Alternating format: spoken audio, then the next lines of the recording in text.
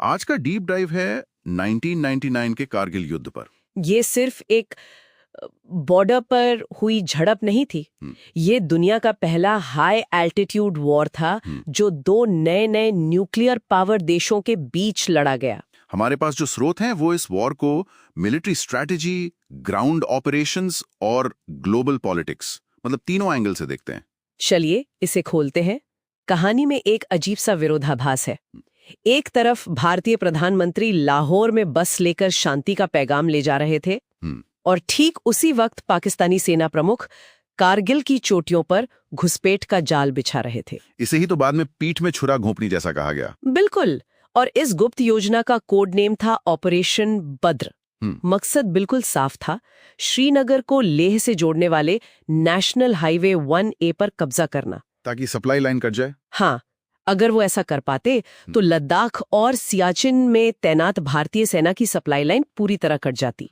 पर एक सवाल उठता है, इतनी बड़ी घुसपैठ हो रही थी और हमारी इंटेलिजेंस को मतलब कानों कान खबर नहीं हुई। हमारे स्रोत इसी को सबसे बड़ी विफलता मानते हैं। और ये सिर्फ तकनीकी नहीं बल्कि एक इमेजिनेशन की विफलता थी। किसी ने सोचा ही नहीं कि लाहौर शांति वार्ता के ठीक बाद पाकिस्तान ऐसा कुछ करेगा। अच्छा। और दिलचस्प बात यह है कि पहली खबर सैटेलाइट से नहीं बल्कि ताशी नामग्याल जैसे एक लोकल चरवाहे ने दी थी। तो एक तरफ लाहौर में शांति का दिखावा और दूसरी तरफ कारगिल में घुसपैठ। भारत को जब पता चला तो जाहिर है एक बड़ा झटका लगा होगा। लेकिन क्या खतरे की गंभीरता को शुरुआत में ठीक से आंका गया था? नहीं। शुरुआत में सेना को लगा कि ये कुछ मुजाहिदीन या जिहादी घुसपैठिए हैं। लेकिन जब कैप्टन सौरभ कालिया और उनकी पेट्रोलिंग पार्टी को पकड़कर उनके साथ अमानवीय बर्ताव किया गया, तब तस्वीर साफ हो गई कि ये कोई मामूली घुसपैठ नहीं है। बिल्कुल, ये पाकिस्तानी सेना का एक सोचा समझा हमला था। और इसके बाद भारत का संकल्प चट्टान की तरह मजबूत हो गया। तो फिर भारत ने ऑपरेशन विजय के तहत पलटवार कैसे किया? इस लड़ाई में गेम चेंजर क्या था? देखिए, 3 बड़े गेम चेंजर्स थे। पहला तो था हमारा तोपखाना, खासकर बफोर्स तोपे। बोफोर्स? हाँ, एक साथ 100 तोपों से फायर करने की रणनीति ने दुश्मन के बंकरों पर आग का एक ऐसा पर्दा बना दिया जिसके पीछे हमारे सैनिक आगे बढ़ सके। और हवा में वहां भी तो समीकरण बदल रहे थे। बिल्कुल। ऑपरेशन सफेद सागर में शुरुआती नुकसान के बाद वायुसेना ने रणनीति बदली। मिराज 2000 विमानों को इजराइल से मिले लाइटनिंग पॉड से लैस किया गया। अच्छा। ये पॉड्स एसेंशियली लेजर की मदद से टारगेट को लॉक कर देते थे, जिससे बॉम्ब अचूक निशाने पर लगते थे। इसने तो 18,000 फीट की ऊंचाई पर लड़ने का तरीका ही बदल दिया होगा। और जमीन और हवा के अलावा समुद्र में भी एक मोर्चा खुल गया था। हाँ, ऑपरेशन तलवार। जी, और ये शायद सबसे कम चर्चित लेकिन सबसे ज्यादा असरदार मोर्चा था। भारतीय नौसेना ने पाकिस्तान की समुद्री सप्लाई लाइंस को प्रैक्टिकली चोक कर दिया। मतलब? हमारे स्रोत बताते हैं कि पाकिस्तान के पास महज 6 दिनों का फ्यूल रिजर्व बचा था। सिर्फ 6 दिन? सोचिए, मतलब उनकी पूरी इकोनॉमी और वॉर मशीन एक हफ्ते के अंदर ठप पड़ सकती थी। ये एक इकोनॉमिक चेकमेट था।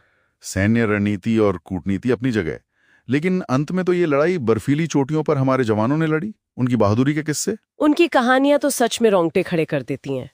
टाइगर हिल पर ग्रेनेडियर योगेंद्र सिंह यादव, जिन्हें 15 से ज्यादा गोलियां लगी, फिर भी वो दुश्मन के बंकर तक पहुंचे और उसे तबाह कर दिया। और कैप्टन विक्रम बत्रा? हाँ, उनका नारा ये दिल मांगे मोर तो पूरे देश की जबान पर चढ़ गया था।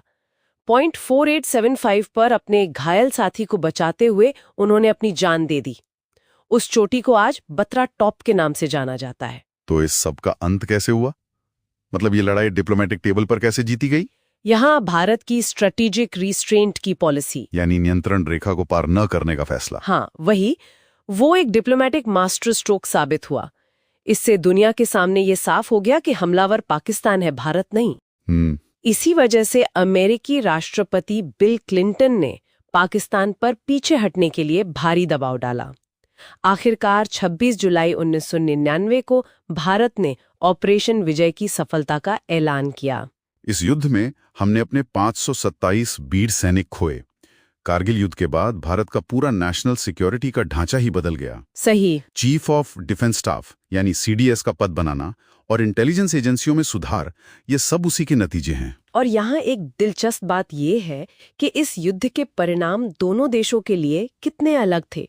पाकिस्तान में इसने सेना और सरकार के बीच एक गहरी खाई बना दी, जिसका नतीजा एक मिलिट्री तख्ता पलट में निकला। और भारत में? वहीं भारत में इस लड़ाई ने हमारी सुरक्षा की कमजोरियों को उजागर किया और हमें उन्हें दूर कर एक मजबूत राष्ट्र बनने की प्रेरणा दी। और जाने से पहले एक अंतिम विचार, क्या परमाणु हथियार सच में बड़े युद्धों को रोकते हैं, या वे सिर्फ लड़ाई का रूप बदलकर उसे कारगिल जैसे सीमित युद्धों में तब्दील कर देते हैं? ये एक ऐसा सवाल है जिस पर आज भी दुनिया भर में बहस जारी है।